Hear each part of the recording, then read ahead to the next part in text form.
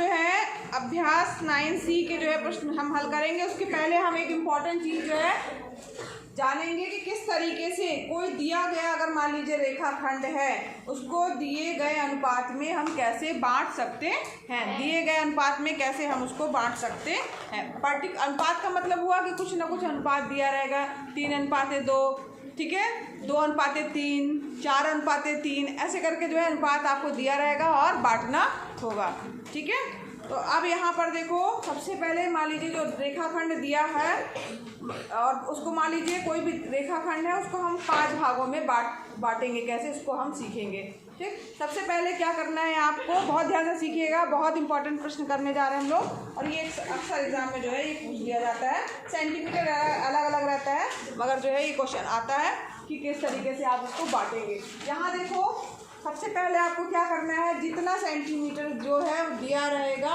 कि 5 सेंटीमीटर या 8 सेंटीमीटर या 10 सेंटीमीटर का रेखाखंड खींचने के लिए, तो आपको सबसे पहले क्या करना है, स्केल की सहायता से, ये स्केल है, स्केल की सहायता से यहाँ से लेकर के यहाँ तक जितने सेंटीमीटर का आपको रेखाखंड दिया गया है वो आपने खींच लेना है। कि आपको खींचना है कि हाँ, यहाँ से यहाँ तक मैंने मान लो 5 सेंटीमीटर या 10 सेंटीमीटर का रेखाखंड दिया है, तो उसको हमने खींच लिया। खींच लेंगे सब लोग। अब इसके बाद क्या करना है, कोई भी न्यून कोण बनाना है। ये न्यून कोण दिख रहा है, न्यून कोण मतलब होता है 90 अंश से कम के कोण को न्यून कोण कहा जाता है, ठीक है। तो कोई भी आप कितने भी डिग्री का बना सकते, कितने भी अंश का न्यून कोण बना सकते हैं, 90 अंश से कम होना चाहिए। तो हमने यहाँ पर एक जो है ये न्यून कोण बनाती हुई रेखा खींची, ठीक है, सबको समझ में आया। अब इसके बाद क्या करना है, ये जो प्रकार है, ठीक है, ये प्रकार दिख रहा है, इस प्रकार की सहायता से जो है वो आपको यहाँ पर यहाँ प्रकार की नोक रखनी है, ठीक। और उसके बाद जो है आपको चाप लगाते जाना है। कितने चाप लगाना है, जितने रेखाखंड मान लीजिए 4:3 दिया है, तो जितना भी अनुपात दिया उन दोनों को जोड़ेंगे आप, ठीक। अगर मान लीजिए 2:3 दिया है तो आप 2-3 यानी 5 चाप लगाएंगे, ठीक है। अगर 4:3 दिया है तो 7 बार आपको चाप लगाने हैं। यहाँ पर चाप लगाते समय जो है इस चीज़ का ध्यान रखिएगा, जो नाप आप एक बार ले लेंगे, ठीक है, उसको चेंज नहीं करना है। सबसे बड़ी बात इसको ध्यान रखिएगा। आपने ये प्रकार की सहायता से नाप लगाने के लिए जो है जो यहाँ पर नाप ले लिया एक बार, उसको चेंज नहीं करना है। समझ में आया सबको। अब यहाँ पर देखो, हमने ये लिया और इसको यहाँ नोक रख के इसके बाद जो है हम चाप लगाएंगे।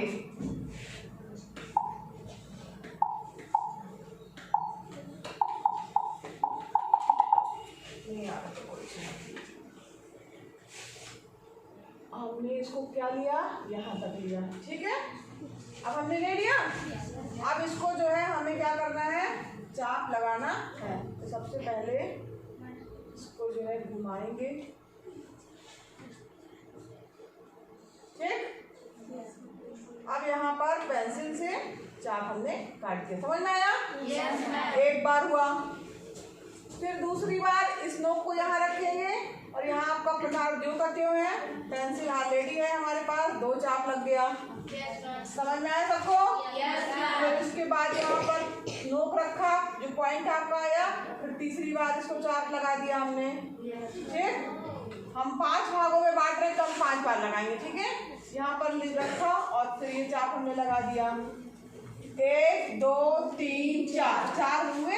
हम 5 भागों में बांट रहे, तब उसके बाद फिर इसको फिर से उठाएंगे और यहाँ नोक रखेंगे और ये 5 जो है हमारे पार्ट हो गए। सबको समझ में आया।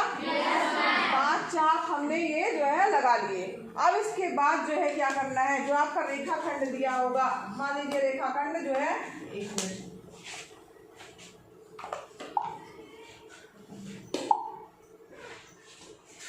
ए रख दिया और बी, ठीक है। अब इसको स्केल से नाप के हमने बनाया है, बिंदु ए है और ये बिंदु बी है। तो ये लास्ट वाला जो ये पॉइंट आया है, ठीक है, यहाँ पर इसमें नाम दे दीजिए, चाहे तो M1 M2 M3 M4 और M5, ठीक है। अब यहाँ पर स्केल को रखकर क्या करना है, आपको स्केल को ले जाना है इस बिंदु से इस बिंदु के बीच, यहाँ जो लास्ट बिंदु है और यहाँ पर जो हमारा लास्ट चाप आया है, उस पर जो है जाकर के क्या करना है, एक रेखा रेखा जो है वो क्या करनी है, खींचनी है। तो यहाँ पर देखिए हमने यहाँ पर जो है इसको और उस बिंदु को मिलाती हुई जो है एक रेखा जो है वो खींच रही है। अब यहाँ पर आप हटाइए, दिख रहा? समझ में आया? स्केल से खींचनी है मिलाना। फिर उसी स्केल को यहाँ वाले पॉइंट पे रखना है और उसके जो है समानांतर रेखा बिल्कुल खींचनी है। ठीक, यहाँ पर हमने 1 मिनट 2 हो गया।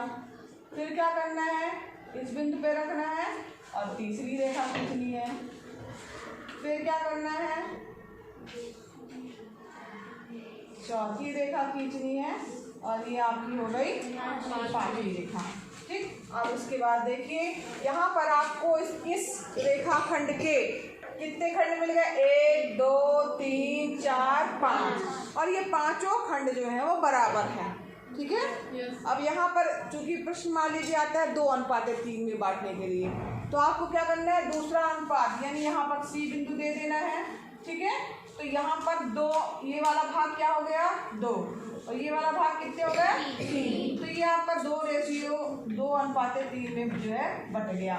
तो आपको दूसरा अनुपात मतलब यहाँ तक हमने लिया, तो ये लाइन आपको क्या कर देनी है, मिटा देनी है। ठीक है, इरेजर लेकर के आपको कौन सी, ये लाइन मिटानी है, मतलब ये रहेगी और ये वाली लाइन मिटानी है।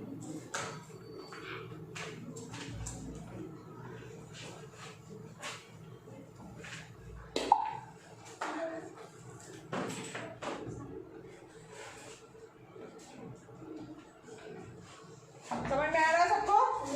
अब ये हमारा 2:3 के अनुपात में जो है आपका जो है ये रेखाखंड AB रेखाखंड 2:3 में बट गया।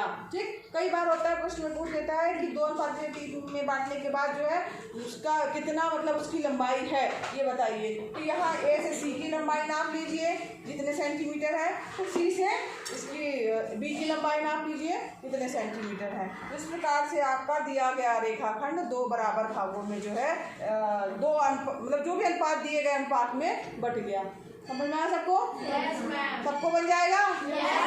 क्या करना, अब हमने जो जो किया है, ठीक, चित्र सबने बना लिया। मान लीजिए 10 नंबर का ये आपका क्वेश्चन आया है, तो चित्र के 5 नंबर रहेंगे या 6 नंबर रह सकते हैं, जांचने वाले के ऊपर है कि वो कितने नंबर रखता है। ये आपका चित्र हो गया। इसके बाद इसमें रचना के चरण भी लिखे जाते हैं। क्या लिखे जाते हैं? रचना के चरण। अब यहाँ पर रचना के जब चरण लिखेंगे तो पॉइंट बना के लिखना है। पहला हमने यहाँ पे पहला पॉइंट यहाँ पे समझ लीजिए लिखा हमने। पहला पॉइंट क्या लिखा, सर्वप्रथम हमने एक रेखाखंड AB खींचा। ठीक है, तो लिख देंगे सर्वप्रथम जो चीज हम करते जा रहे हैं वही सिर्फ लिखना है। सर्वप्रथम एक रेखाखंड AB और अगर नाप दी है तो आपको लिख देना है कि 8 सेंटीमीटर खींचा।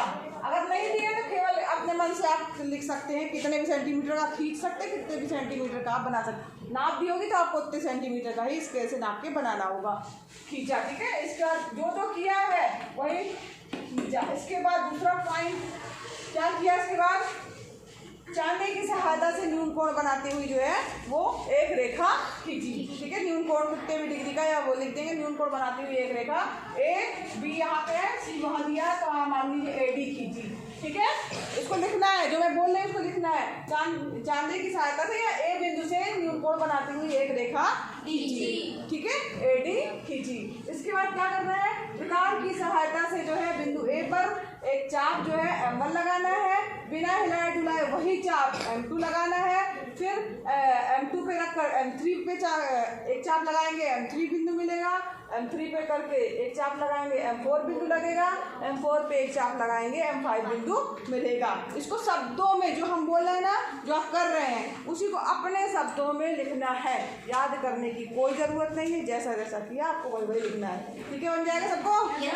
और उसके बाद क्या करेंगे, लास्ट में M5 को बिंदु B से मिलाया, M5 को बिंदु B से मिलाया।